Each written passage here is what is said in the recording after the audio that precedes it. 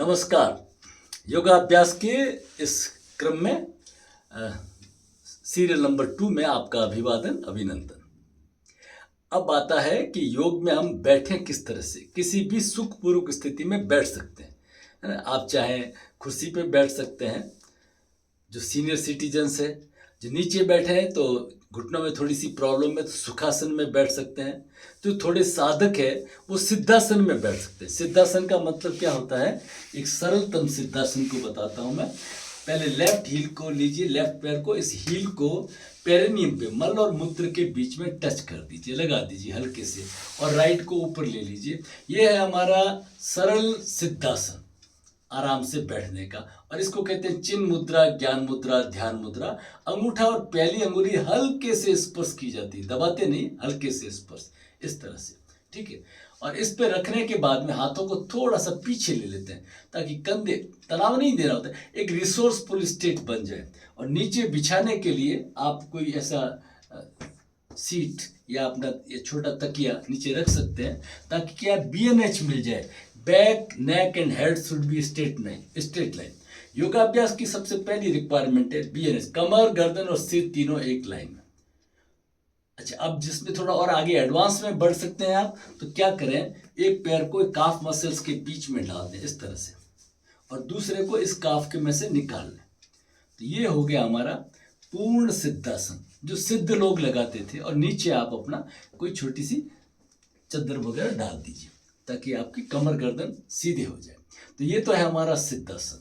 जो और आगे साधक है उन लोगों के लिए, वो जिनके घुटने स्वस्थ है, तो वो लगा सकते हैं वज्रासन। वज्रासन एक ऐसा अद्भुत आसन है जिसमें BNS तो अपने आप मिल जाता है, और दूसरा क्या है कि ये खाने के बाद में भी किया जा सकता है, डाइजेस्टिव सिस्टम को भी। एकमात्र आसन जिसको खाने के बाद में भी किया जा सकता है। तो चलिए, पहले राइट लेग को मैंने बटक्स के पीछे नीचे टच कर लिया, रख दिया, तो लेफ्ट को मैंने बटक्स के नीचे रख लिया। स्थिति कैसे बनती है आप देखिए, ये दोनों अंगूठे टच है मेरे, ये, और पैरों में गैप है, और इनके बीच में मैं अपने आप को बैठ गया, तो मेरा कमर गर्दन सिर तीनों एक लाइन में। तो ये कहलाता है हमारा वज्रासन, है ना। वज्र की भांति दृढ़ता रहता है जीवन के अंदर, वज्रासन। और हाथों से मुद्रा धारण करके, शुरू में सरलतम मुद्रा है हमारी चिन्ह मुद्रा, ज्ञान मुद्रा, ध्यान मुद्रा। फिर अलग अलग मुद्राओं का अपन आगे बताएंगे आपको। अच्छा, जो और साधक है, पुराने साधक हो गए, वो अपना पद्मासन लगा सकते हैं, पद्म की तरह, है ना। वो डिपेंड करता है उनके मेडिकल कंडीशन के अनुसार, घुटनों की स्थिति क्या है। एक लेफ्ट को ले आते हैं राइट थाई के ऊपर, और राइट लेग को ले आते हैं लेफ्ट थाई के ऊपर। हर एक को नहीं करना, लेकिन अपनी अपनी। और फिर इसको और थोड़ा अंदर की तरफ ले लेते हैं, और घुटने जमीन पे टच होने चाहिए। अगर घुटने जमीन पे टच नहीं होते हैं तो इनको एक सपोर्ट, जैसे मान लीजिए घुटना ऊपर रहता है, इसको सपोर्ट दे दीजिए ताकि तनाव नहीं रहे। तो ये कहलाता है, ये और सिद्ध लोगों के लिए है, जो आगे और अग्रसर होते हैं, तो उनको ध्यान के लिए ये बहुत अच्छा है, इसको कहते हैं। तो ये बहुत बड़ा एक पद्मासन जो है बहुत ही उपयोगी है, तो किसी को भी लगा सकते हैं। मेरी जनरली आदत है, मैं इसके अंदर वज्रासन में ज़्यादातर बैठता हूँ, जिसमें जिसको कंफर्टेबल लगे, ठीक है ना। तो चलिए, ये तो हो गया। अब आता है मुद्रा। मुद्रा विज्ञान बहुत बड़ा है, तो उसका एक PDF वगैरह आपको अवेलेबल हो जाएगा नेट के ऊपर। सरलतम मुद्रा ये लगानी है, ये इसको कहते हैं चिन्ह मुद्रा, ज्ञान मुद्रा, ध्यान मुद्रा। इससे आपका चित्त ठहरता है। लेकिन अगर आपके कोई दर्द हो शरीर में, तो इसको अंगुली को नीचे ले लो और ऐसे दबा दो, है ना। तो इसको कहते हैं वायु मुद्रा।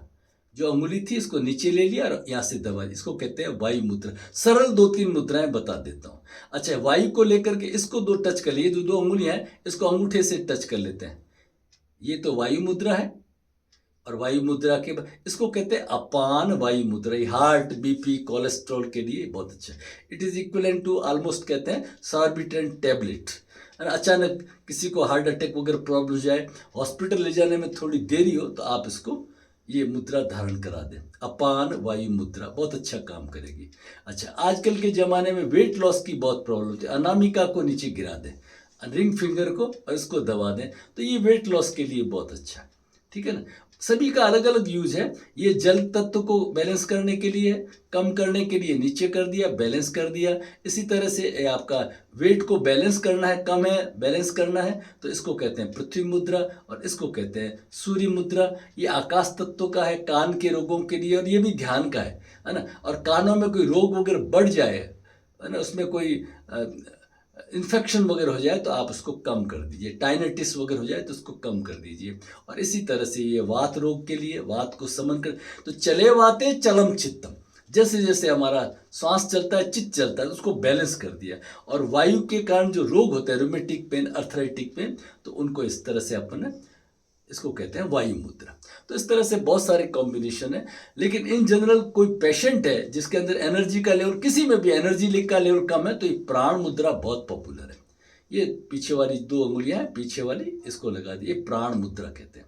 अच्छा, बीच वाली 2 उंगलियां लगा देते अपान मुद्रा, एक्सक्रीटा को, गंदगी को बाहर निकालने के लिए। ठीक है, ये पहली प्राण, ये दूसरी अपान और तीसरी व्यान, है ना, ये व्यान मुद्रा। तो व्यान मुद्रा पूरे बॉडी के सर्कुलेशन को ठीक करती है। तो ये कुछ मुख्य मुद्रा है।